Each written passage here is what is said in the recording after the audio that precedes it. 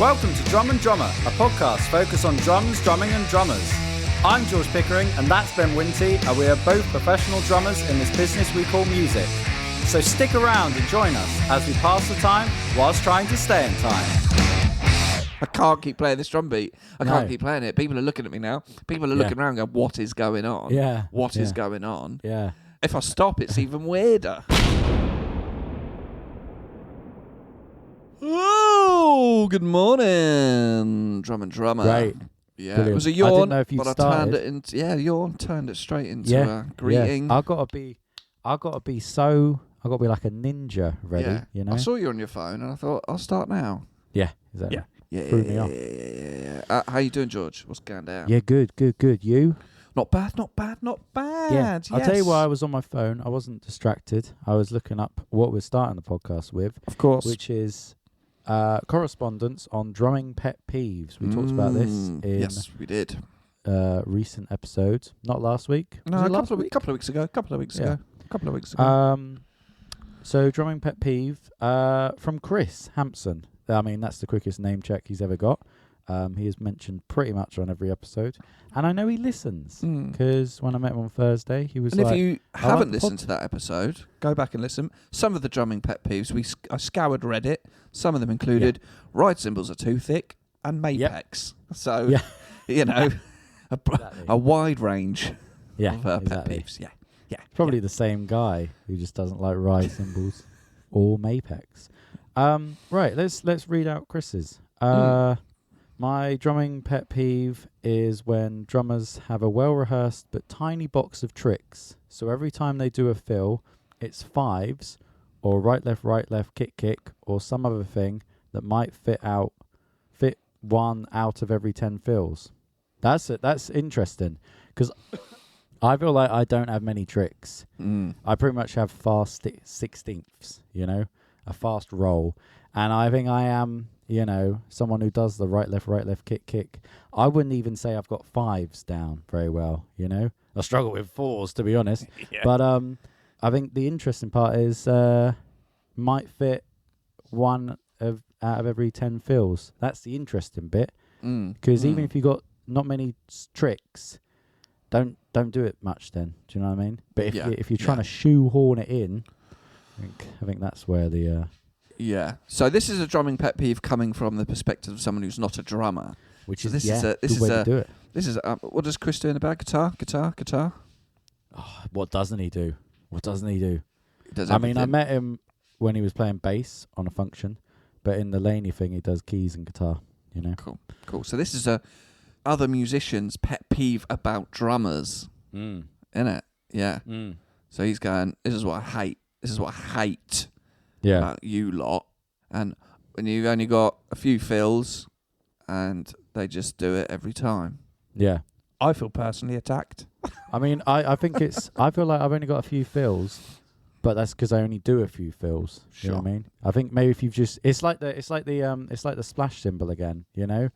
If you got a splash cymbal, use it a couple of times, but don't shoehorn it into every bit. Same with the fills. If you only got a few fills, only play a few fills, Yeah. Don't do it all over the shop. Let's bash through this because we've got a lot to talk about. The next one just says, also drummers who can't stop playing their fucking kit. Yeah. That goes for anyone. I think that goes for everyone. Yeah. I'm sorry, Pearl has just done a shit. And it's fucking disgusting. Yeah. Oh. Do you need to deal with that? I don't know. It's really hit the eye. You can deal with it if you want. It's hit the eyes, that one. Ooh. In the tray? It's in the tray, but it's Christ! It's right by me. Do you want to throw something over it? Yeah, hang on a minute. We may as well be live. Fucking hell, pal! Whoa, that gets you that one. Yeah. Oh, you can smell the. It's getting worse. Oh, it's getting worse. Ben never says his wife's name. There we are. I think, yes, in general, people who unnecessarily noodle, especially in a set-up, sound check sort of environment. Yeah, I think that's yeah. And I've spoken before, at blacksmiths, when bands came in to rehearse, the doors were open while people come in. People playing. Hang on a minute, shut the doors because it's loud, isn't it? As soon as you shut the doors, don't bother. They stop playing. Exactly. Trying to, look at me, look at me. Oh, we're just warming up. Yeah. Warm up with the door shut, you cunt. I mean, you know who I'm on about. And she thinks she's the Queen of Pompey. And, they just started playing whilst the doors were open. So I went, I'm just going to shut these, Yeah. And I think she was almost expecting me to be like, this is amazing. Do you want me to keep these open? Can you sign my tits? Yeah. Do you know what I mean? Yeah.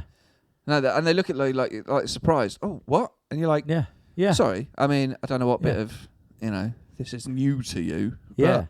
And she went, oh, we're just warming up. I went, and you said you can all fuck each other, as long as I get my £15 an hour per room, you know. Yeah. One couple sort of did. Lockdown. Yeah. That's how you get around the lockdown rules. Is you book a rehearsal. And you just back sort with of the band. Yeah. Get just it on for a couple of hours. Yeah. Forgetting there's CCTV in the room. True story. True story, baby. Right, well, I've got a pet peeve that on. stems from a gig I did on Saturday. So I did a gig with Wonder Year on Saturday. My first Wonder Year gig of the year. Yeah.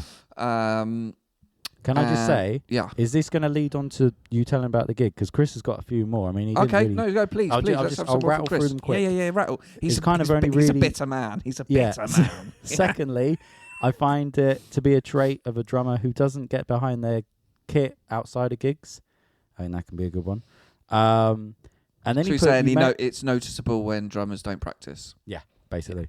You may have forgotten that this was the topic of conversation on the pod. I'm not just berating drummers because he did just start with this. And then he said, I'm happy to write a comprehensive list of why I'll never hire particular drummers. For example, can you play a bit quieter? It's a cafe doing show tunes. No, I just bought this snare and it doesn't sound good unless you whack it. Great, thanks. So that's great. Has he met me? Because a lot of these feel quite personal. I don't want to say I've got 6 fills, and I'll do them throughout the gig. 6 fills, never practice. I never practice, and truly, to hear this snare drum, you have to whack it. You really have to get the good crack and the good pop. Yeah, I'm not going to be called a tippy tappy drummer again. Yeah, you've got to give the Yami RC. That's what I call them. The Yami RC brass, the Yami RCB. You got to give it a good thwacking. Yeah. I don't care if they're having finger sandwiches. Yeah. Yeah. This is what's that one from Wicked called? You know it. What's that? What? Exactly that one. Oh.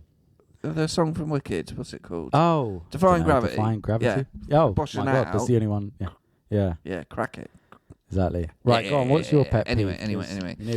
So it seems like Chris has quite a lot. Yeah. Okay. My pet peeve. First of all, we had this Wonder Year gig. Long day because they booked the acoustic add-on, which I wasn't involved in, but I went early and did sound, helped the guys set up. They did an hour. Then we had a really tight turnaround. We had a tight, this is no one planned this wedding well in terms of they had non-stop music, but the duo were playing 2 till 3, and then we had to have the full band set up by 4. And I could see in the gig deals, I was like, this is tight, right? Yeah. We've got, because me and the bass player had to get there at 2:45, and it's like, well, the duo's playing till 3, and I've got to be set up by 4. Duo could have been in a different room. We didn't know. It was in the same room. But then we had to set up, and we had till 4 o'clock. That's when they were coming in to eat. They wanted everything set up before dinner. Makes sense. 4:45, you guys done yet? Well, no. We got till 4. Oh, we were told 4:45. Cool. Well, we are nearly done because that was fucking rapid what we've done. Yeah. Anyway, my pet peeve for musicians, it's a long day. It's a faffy day. We had a couple of songs to learn. We had to play the first dance, you know. I feel still like I'm still getting used to drumming again since my surgery. So I'm still a little bit uncomfortable on the kit. It's faffy day. But I think sometimes you have to get some of the basic things right. One of those things is get your fucking set list in the right order. Can you tell me and then cut it out who you're on about, just so I can? Oh, okay. Wow. Yeah. I write the set list. I send it out a few weeks before. All you got to do is put it in the fucking order. Yeah. And it's like, it just doesn't help. When things are a bit faffy, we had a sound limiter, it was electric kit, it was all a bit, not comfortable. Things like that don't help. They just don't help when you're trying to, and then, I can a couple of songs in the wrong order. One of them starts playing a song we're not even doing. Because that was in the set the last gig. Oh, no. Well, what are you doing? What? Yeah. All we ask is you just spend a couple of minutes before the show, just get your set list in the right order. It's really not hard, and it makes a big difference. And then you got one song, and it's like, I'm playing the drum intro, which sort of ad lib, and then they're meant to come in. Yeah. Set's not in the right order. They don't have their chart ready. I'm playing this 1 bar drum loop. Yeah. For I think about 50 seconds. While they not only try and find the chart, can't remember what key it's in, where the capo goes. Right. And it's like, you've done this song so many times. What are you doing? Come on. I can't keep playing this drum beat. I can't keep playing it. People are looking at me now. People are looking around going, what is going on? Yeah. What is going on? Yeah. If I stop, it's even weirder. Yeah. Anyway, there's my little pet peeve. But this gig, you see, they had another musician. They had a pianist who played in the ceremony. He played during dinner. And he was scheduled to do 2 sets after us. Wow. So we were scheduled to finish at 9:20. And then he was doing like a piano bar thing. Cool. And we're like, fair play. Yeah. And me with my fucking beak sniffed an opportunity, didn't I? Yeah. So I was chatting to the guy, lovely guy, very talented. Yeah. I said, what time you're playing at 9:30? That's, we just never sort of seen that thing before. I said, I do piano bar stuff. Normally I play with a full band, but this is what they want. Fine. Yeah.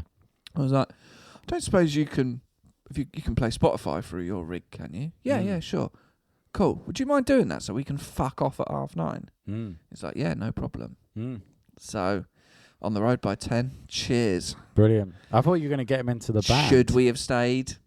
No, of course not. Should we have stayed? Maybe. Will I get a complaint email? Don't know. Well, how long? Really? How long were Don't you contracted? How long were you contracted to stay? Till 11:30.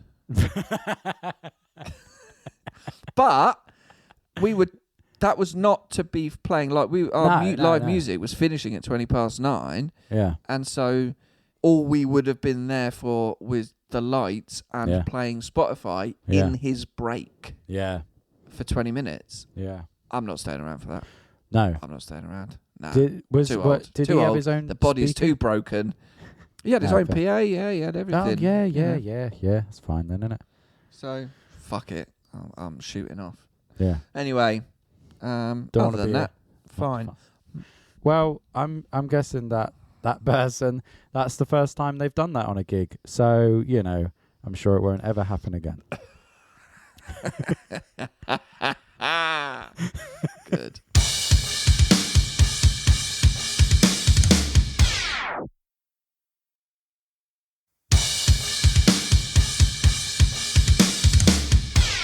Do you want to hear about my week? George, I'd love to hear about your week, mate. It was a long old week. So let's just bash through Monday and Tuesday. Did my 9 to 5 job. Sure. Got to make that rent money somehow. And then Wednesday, we had a rehearsal. So April, I'm doing what everyone else is calling a tour. But due to my views on using the word tour, I'm not calling it a tour. But it's 9 gigs over April with the Lainey Wilson lot, and then also a Zach Bryan tribute who's coming over from Australia, and we are his band. So the Lainey Wilson band is his band. He arrived. It's a long way to come. Yeah, really is. He arrived Tuesday night, and then Wednesday we did a full day rehearsal. So in Guildford somewhere, doesn't matter. We were given the charts, lovely charts. Mamma mia, perfect. All in one page. They've got all the DC and coda or whatever. I don't know the lingo, but you know what I mean. All go back to that bar. Yeah. Not used to that. That's thrown me. Yeah. So turned up. So I picked him up. He was there with his girlfriend. Drove to the rehearsal, chatted about Australian things or whatever. Got to the rehearsal, and then we just kind of just tried to Christmas run the in set. Summer, Shrimp on the Barbie. Yep. Chris Hemsworth. Yep. Yeah, exactly. Yeah. That's not a big knife, things like that. So we had this 6-hour rehearsal booked, and it all went quite well. Oh, it was George. Yeah. Did you ask him who's more famous, Steve Irwin or No. Tame Impala? No, but I think I will. But obviously, it's Steve Irwin. But give Kevin Parker time. Yeah. I think if he, I don't know, what would Kevin Parker of Tame Impala have to do to become more Well, the true famous? litmus test will be if Tame Impala gets stung by a stingray in the heart, and then compare the press coverage. Yeah. I think the way to get really famous, if you look at history, the last 100 years, forget being a pop star. You just got to kill people. Do you know what I mean? Look at Hitler, Terrible person, but incredibly famous, Yeah. And you think about the Spice Girls. I remember Harold Shipman, but I can't remember who was number one that year. Exactly. Exactly. Yeah. So anyway, we did the rehearsal, back to the rehearsal, and it was good. It was interesting, though, because the Zach Bryan songs are very simple on drums. So I was kind of practicing them before we did the rehearsal and going, am I doing enough, Because it would be like a lot of just floor tom, just keeping it steady. But it was good. But it was, we managed to play the songs. We did every song, but we didn't run the set. So we hadn't done like a set run through. So I was a bit nervous going on to the first gig, which was Brighton on the Thursday. I was apprehensive about this gig for so many reasons. I wasn't excited. I wasn't scared. I was just sort of intrigued. I was like, I don't know how this is going to go. One, we're playing with a new act we've never played with before, and we haven't even done a proper run through of the set. Two, the gig was at this place called Tide Nightclub on the seafront, like right next to Brighton Pier, which is not a venue bands play. It is just a nightclub. And the load-in is mental. You have to kind of drive up onto the pavement next to the pier and then go down to where, like, the fucking, I don't know, you're just driving along the beach, basically, or the boardwalk of the beach. And, it's mental. It was mad from the start.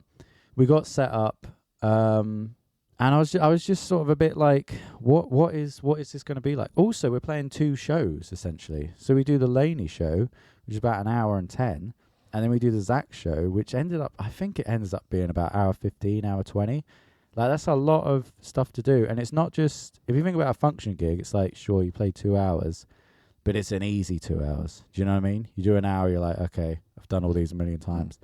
But when you do an hour and 10, and you're like, some songs, you're staring at that chart because you're like, this is so new, and you're changing stuff all the time. So it's a weird sort of mental thing where you do the Lainey set, which you know really well, and you go, cool, I'm done. And you have that kind of, oh, I'm done with the gig. And you go, no, you're not. In 15 minutes, you have to go on and do a much harder gig and see how that goes. But it was great. It was, and do you know what was funny in the rehearsal? We were kind of warning Zach. We were like, because I think he very much involves the crowd in his shows. He tries to get them singing along, and it sounds like Australian audiences are quite, up for it. Whereas, I mean, we know when you play in British venues, they might have the best night of their life, but they're staring at you with folded arms, And we kind of warned him of that. He was like, oh, I'm going to try and get the right side of the room doing this and the left side of the room doing it. And we were like, okay, right. Good luck, mate. Yeah. Literally. For about half an hour when we should have been rehearsing, we were just warning him, like, don't try that. He was like, oh, what if I try and do... No, don't do that either. And but it ended up being a great crowd. And all the stuff he wanted to do, it kind of worked. We were like, oh, shit. Oh, that was quite good. But it was great, but we were fucked afterwards. Like, I was so tired. And I was saying to Jimmy, I was like, I think Jimmy said it to me, he's like, we are going to be dead by Sunday. Because Brighton was on the Thursday, then we had Birmingham on the Friday, and then on the Saturday we did Swansea. So I stayed in Brighton. Obviously, I got dropped back at mine. It was great. Left my kit in their van. And then on the Friday, went up to Birmingham and did the same thing. Played in this venue, literally the middle of nowhere in Birmingham. We were like, this isn't going to be good. But the venue itself was lovely. It was like a really lovely venue in like a really shitty part of town, And the gig was good. but it was still like just a lot of work, you know. It's kind of like, oh, this doesn't feel like, hey, we're just fucking around, you know. It's kind of, there's so many different things, and like we're trying to make the set good, and you know. And I think again, it's that thing of like, you do a show and you're like, that felt like a show, that was it, and then you do another one and you're like, you don't know when. It's so weird when you have, you know how it is when you finish a show and you're like, yeah. And especially when the Lainey set, we end in such a big way, and you know, it's kind of like, thank you, good night, and it's like, right, change outfit and then do it again, you know. It's odd. But I'll fast forward to Swansea, because Swansea was a long old drive, you know, and we're in the van, and for the first time, Georgie and Ben brought their kids along to the gig, because I think it's kind of like, you know, it's going to be a lot of time, a lot of gigs we got. So they were like, we need to get a nanny and just bring the kids with us. So the van is like, some of the bands, Chris and Milos went on their own, but it's the band and then 2 kids and a nanny and Zach and his girlfriend. It's just like chaos. It's just noise. It's just like bluey videos and like, you know, whatever else is going on. And we get to the venue in Swansea, and it was another amazing venue, you know. And just in terms of like a cool, small music venue, it was kind of like the Joiners, but smaller, you know. And we set up, and my kit sounded the best it's ever sounded. And I was really excited before we started playing. You know, I was like, okay, this. You know, when you just have that feeling, like everything so far is good. Like the sound check was brilliant. Our ears sound great. The tracks are running. This is all cool. And we went to Spoons, just me and the lads, me, Chris, Jimmy and Milos. And it was just kind of like a lovely time. You know, we were just kind of, I don't know, just laughing and chatting. It felt like a release. Just the 4 of you. Just Lovely. the 4 of us. Yeah. You know, it'd been a long day in some respects. And Jimmy said that was almost cathartic. It was needed, you know, just because of the, you know, the traveling and all that stuff, you know. And of course, yeah, and we anyway, no, of course, yeah, no, yeah, of course, traveling, yeah. Oh, sorry, I thought yeah. No, it's cool. Yeah. So anyway, we get back to the gig, and we do the Lainey set, and it was without a doubt, the best Lainey gig we've done. And you know what? I was thinking about it. I want to say it on here. It's like, forget the gig. Forget the actual, like, what it is. It's a tribute to an American country singer I don't really know that much of. Forget that. Like, everything else, it's amazing. It's like, I was playing with, you know, 4 people. I'm not including myself. Georgie, Jimmy, Chris and Milos. They're all phenomenal performers, you know. Those 3 are top pro session players, and Georgie is an unbelievable singer, and she's never done 2 tracks before, but she held it together so well. And like for a minute, I mean, I don't mind saying this, I almost got like a bit emotional, like, fuck, this is so cool. Because, you know, it's like, you know, when you're a musician, there's so many times you want to call it quits, or be like, is this even worth it? You know, well, like, what's the point? I'm playing these gigs and they're shit or whatever. But when you have a gig, I mean, just like, being in Swansea can do that to you. Yeah, you know literally. What I mean? Just being in a van that can for be 10 enough hours. sometimes. Yeah, exactly. But it was just like, oh, 2 this kids is, and a cunt. Yeah. You cutting that? We'll see. He ain't listening. No, as I said, you know, you go to Swansea and you think, oh, forget this. Is this what I wanted in life? Yeah, exactly. You know, but anyway, Swansea, I'll just say, but it's like everything was sounding like my drumming. It was my best drumming I've ever done. The crowd was great, and I was just very proud of all of us. I was thinking, oh, this is cool. This is kind of, forget what it is. It's a tribute act, but the fact to have a band, you know how it is, where you've got 5 people who are all so committed. And I think the thing was, we all felt like we had each other's backs. You know, Georgie hadn't had the best gig in Birmingham, so we were so rooting for her. And it was like all 4 of the members of the band, like, you know, care about her so much and just really want her to do well. And we're like, we're just the vehicle for you to, you know, put on the best show. And like every second, you know, it's kind of like, right, if that doesn't feel right, we'll change that so she's all right, or change that so she's all right. But then at the end, the guitarist kind of went out of time with the track for a second. You know, it wasn't a big thing. It was just like, didn't matter. Well, not out of time. It doesn't matter. It was like a cue that went wrong.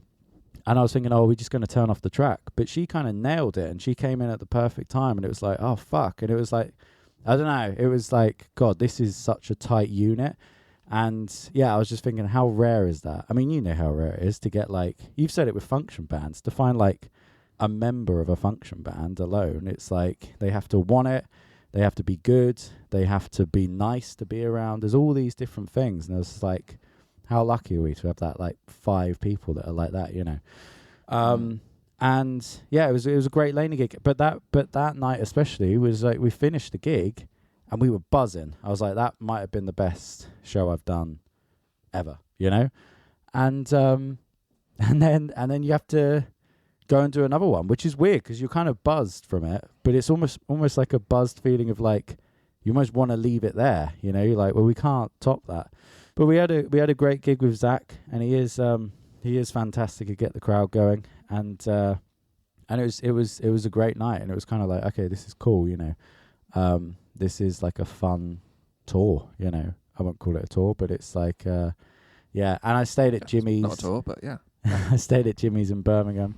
And after that gig, because imagine going to Swansea to Brighton in one night, be fucked. But yeah, it's just awesome. It's just kind of like, felt like, oh, we really pulled it out of the park, you know. I don't know if that's the phrase, but yeah. Well, yeah. I mean, you know, you're doing this tour, yeah, and that's great, yeah. And you're playing 2 shows a night, yeah. Well done. Oh, yeah. And you've all found the right people to play with. Yeah, whatever. What's right? coming now? And you're having a lovely Weatherspoons, yeah? Well, what you're not saying, though, and I think what the people want to know and what I care about, is Jimmy's cats. Oh, yeah. That's the best bit. Yeah, because I sent that to you, and you didn't reply for like a day, and I'm like, does he not care as a cat man himself? Yeah, let's talk about Jimmy's cats. I mean, just 4 magnificent cats. You know, the most magnificent ragdoll cats. Absolute gems. And my cat has just, I think, gone under the sofa, and I'm a little concerned. She's ashamed of the big poo she did. Anyway, let's move on to great cats. A little bit of Instagram. Oh, yeah? You sent me a reel. I've seen it before, so I'm just going to open it up. So, oh, hang on, it's playing. This is David _McKeague _drums put a post up saying what they don't teach you in music school.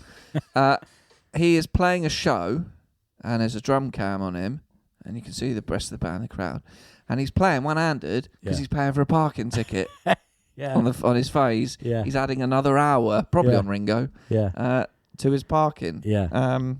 And it's funny, and it's done the rounds. Great. It has. One thing I'd say is probably need to put more than an hour parking in the first place, innit? Yeah, well, you know, you're cutting it fine. Cutting it fine. But you never know with these things. You never know. No, you never know. And it just, I guess, listeners, is there anything you've done while playing the drums at a gig that you know, I've zoned out and thought about what I need to buy from the supermarket. Yeah. Various things like that while you're playing, you know, first dance, whatever. But I think everyone does that. I think to literally do something else. Yeah. Well, it's just, I mean, first of all, really hard. Yeah. It's really hard. I've had to, like, even just trying to, like, change song on my iPad or adjust my in-ears while playing. I have to, like, do the movements to the beat. Yeah. To, like, so I don't just completely lose, you know, I can't think of the word. Coordination in the one arm and the legs. Yeah. Yeah. I was trying to think about anything else. I just a percussionist at uni, just took a piss while playing. That was one. Wow. Yeah. But yeah, if you've done anything like that, then let us know. I'm trying to think if I've done anything. I'm not sure. I remember Mallorca I had a bat fly into me whilst playing. A bat, which was quite cool. But then it gets to that point in the summer where there's just all sorts of insects, and that became the thing. It was almost like just trying to like swat away, you know, certain animals whilst playing because you're outdoors and it's September, you know, in a Spanish country. So you've got like big flying things, you know. Yeah. That was a weird one. That's weird. That'll throw you off. That'll teach you how to play, you know. Try and play to a click. Oh, here's a bat, you know, like, what the fuck? Yeah. Well, I mean, I get, when you go and play the barns of the Yeah. South England countryside, and you just play and you look around, fucking giant spider just crawling down the wall. You're like, nah, you're not going to get a good performance on Johnny Be Good out of me. No. There's a spider right there. It'll probably just crawl around and go, but you think, well, what if that goes in my case and I take it home and then it gets in my dinner and then I eat it? Yeah. What it crawls in my pants and tries to eat my willy? Yeah. There's all these irrational fears. I mean, that and really phobias. there's so many points at which you could stop yourself eating that spider, Yeah, but could I though? But still. Because while I'm holding down superstition, I can't really do much. Yeah. Do you know what I mean? Can't really do much. I could get in my shoe. Yeah. Right. Let's leave it there, George. Yeah. I'm very glad you had a very good gig. That's very good. Yeah, it's good. That's nice. Nice to hear. And then Seems like every gig you do is the best gig, which is great because it means you're going up. Yeah, it's great and it's bad though. Keep going There up. there will be a point at which it isn't, and then I'll just get really sad, But I think I said it. That 80s gig I had earlier in the year, I was like, that was the best. And then this one kind of topped it. But next week, this comes out on Thursday. Sorry, this week. Tomorrow, if you're listening the day this has dropped, I will be at Southampton Engine Rooms. And the day after, I'll be in Liverpool at Hangar 34. So anyone in Southampton or Liverpool? A lovely short drive between two gigs. Literally. Just a quick drive. Yeah. Quick drive. Great. Well, as always, thanks for listening. Get in touch, drumanddrummerpod@gmail.com. Follow on Instagram @drumanddrummerpodcast. Get your drum charts from drumcharts.co.uk. Go see Georgie Boy. Go see Bell Bottom Georgie down at Southampton Engine Rooms. And Liverpool, check out on Instagram. Find out where he's playing. Go and say hello. Exactly. Simple as that. Simple as that. Get in touch if you've got any more pet peeves, drummer pet peeves, general musician pet peeves. Or things you've done on a gig whilst playing a gig. Things you've done on a gig while playing a gig. Shitting yourself would be up there if anyone's done that. Please, if anyone shat themselves, let us know. We will keep it anonymous. We'll try to keep it anonymous. But we'll see. I would also I'll just finish up. I've got no money at the moment because it's being a lean you've done 2 year, gigs this year and that's it work-wise. 2 gigs. Yeah, I've done fuck all because I've been in bed playing PlayStation. And just seems like every bill has gone out of the bank account this month. But I've said a couple of times you don't get bargains anymore from Graham Russell, right? And you do. You obviously do, when you buy used gear. Yeah. However, I think there's an absolute steal on Graham Russell. And if no one picks it up, I might have to just find a way to get it, right? Right. And it's a Yamaha Stage Custom, right? Nothing incredible. No. But an absolute solid workhorse of a kit, yeah? It's a 20-inch kick drum, right? But check this out. It's in white, right? An 8-tom, a 10-inch tom, a 12-inch tom, a 13-inch tom, a 14-inch tom, and a 16-inch tom, yeah? That's, a lot of toms. Yeah. 6 toms, 20-inch kick, $9.95. That's pretty good. That's a lot of drum for under $1,000. Yeah. Like, that's a lot of drum. Yeah. And part of me is like, the combinations of kits you can make out of that, is it's like a deck of cards. There's more combinations of kit in that than there are atoms in the universe, something like that. Yeah. You can go 8 and 10 up top. You can go 8, 12, 8, 12, 14. You can go 12, 12, 13, 16. You can go 12, 16. You can do all sorts. Yeah. I've listed 4 of them, but there's many, many more. That's the kind of kit. If you had a big enough studio space, you just buy it and set it up with all the toms, and then just learn that kind of music. Just learn songs that. But I almost think like for Little Piggy, like I've got the Stage Custom. I use the toms and that in the studio, but like I've only got a 12, 13, and 16. I've got a 10 and a 14 from the Mapex, but it's like, well, with that it just covers all your bases. It just covers all. Any option you need for not just for me but for drummers coming in. That's the key. Whatever they're used to, and you can have it center mounted, offside. Off center mounted, 2 floor toms, 1 up, 2 up, 1 down, 2 up, 2 down, 3 up, 2 down, 4 up, 2 down. Yeah. 1 up. Yeah. Just leave it like that. Just an 8-inch. Anyway. Snare and just 1 high tom. Anyway, let's get out of here. Yeah. Say bye, pal. Bye, pal. No, she's not saying anything. No, that's fair. Anyway, thanks for listening, everybody. We'll see you next week. Goodbye. Thank you for listening to Drum and Drummer. You can find us on Instagram at Drum and Drummer Podcast. And you can send us an email to drumanddrummerpod@gmail.com. Remember, just pick up the sticks and twat it.